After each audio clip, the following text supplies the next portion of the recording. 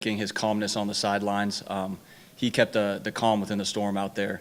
Talking to him on the headset, man, he was, after every single drive, he was like, all right, cool, like, move on. What do we got coming next? So the guy's really even-keeled.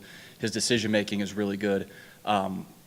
Was accurate with the football. Like, the guy played a good game. Was happy with that. Obviously, we can always be better. We can be pushing for our communication, for how we all get on the same page in an environment like that when it's harder to hear and it's not the friendly confines. So that's where we can keep pushing to grow, but his overall game management was very good. It's operation. Joe's operating at a really high level.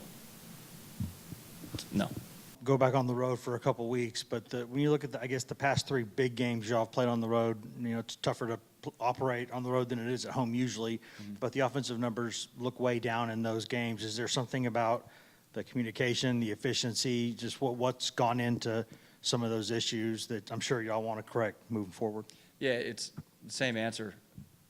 If you're shooting yourself in the foot before the ball snapped, it's hard to get any kind of efficiency going whatsoever, because efficient plays are no longer efficient plays. Efficient plays keep you out of 2nd and long.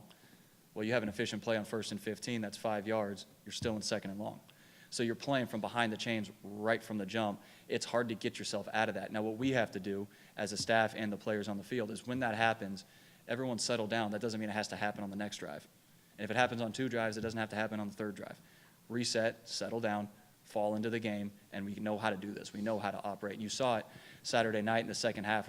When we stopped doing that, it was just bump, bump, bump, bump right down the field, and then we had some issues inside the red zone that held us out of the end zone.